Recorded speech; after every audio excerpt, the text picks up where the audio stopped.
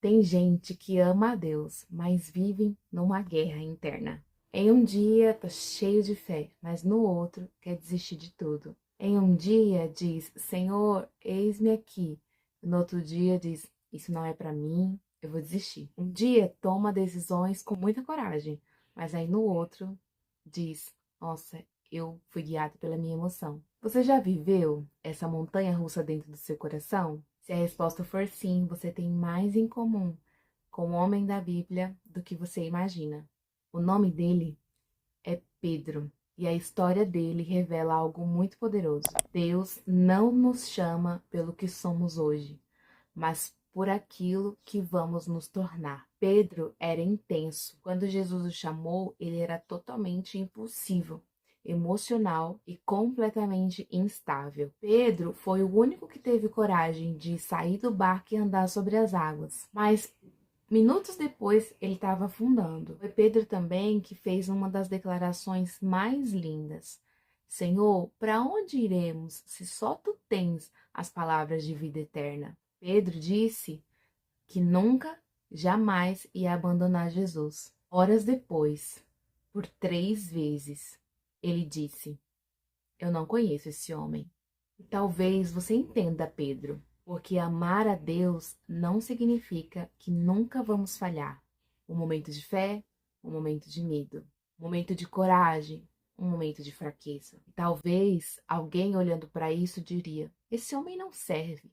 Mas Jesus pensava diferente. Se você já se identificou com essa história, já se inscreve aqui no canal, porque aqui nós falamos sobre as emoções à luz da palavra de Deus, para que você viva em plenitude. Mesmo conhecendo a instabilidade de Pedro, Jesus o escolheu, porque Deus não olha como nós olhamos a falha, Deus olha o destino. Tanto que Jesus disse a Pedro algo muito curioso, o seguinte: quando você se converter, fortalece os seus irmãos. Repara nisso, não foi se você se converter, mas foi quando você se converter. Jesus já sabia que Pedro ia cair, mas ele também sabia que ele se levantaria. Depois que Jesus morreu, Pedro estava destruído por dentro. Ele havia negado o mestre. Imagina o tamanho da culpa que havia no coração de Pedro. Mas algo incrível acontece depois da ressurreição de Jesus. Jesus manda chamar Pedro e, quando encontra com ele, pergunta: Pedro, tu me amas?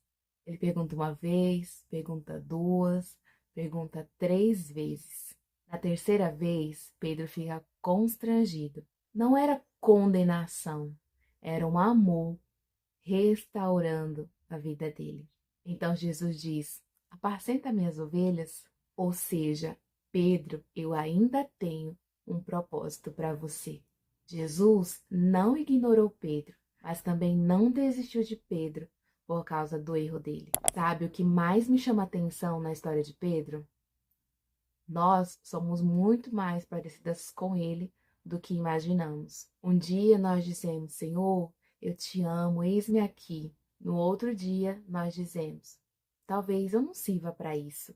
Um dia nós estamos cheias de fé e no outro a gente quer desistir. E quando nós erramos, pecamos, quando nos afastamos, o inimigo tenta colocar uma mentira na nossa cabeça. Deus não quer mais saber de você. Mas isso é uma mentira. Quando eu conheci Jesus, a minha vida estava uma completa bagunça. Eu vim de um lar disfuncional, que criou em mim muitos traumas. E eu me rebelei. E eu fiz muita coisa errada para chamar a atenção. Mas, na verdade, o que eu encontrei foi mais desprezo. Até que, quando eu conheci Jesus, ele começou a fazer uma limpeza. Ele começou a me limpar, a cuidar de mim e ensinar o caminho do coração dele. E a minha vida começou a mudar.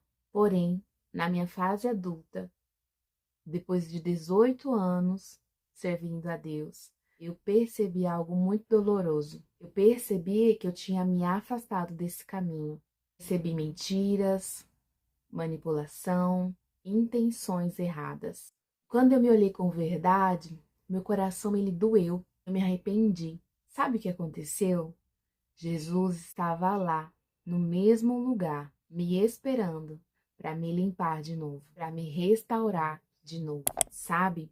O inimigo faz de tudo para que você peque. Depois que você cai, ele tenta te convencer de que Deus não se importa mais com você. Ele tenta te convencer de que Deus te abandonou. Mas Deus não faz isso. Olha o que aconteceu com aquela mulher que foi pega em adultério.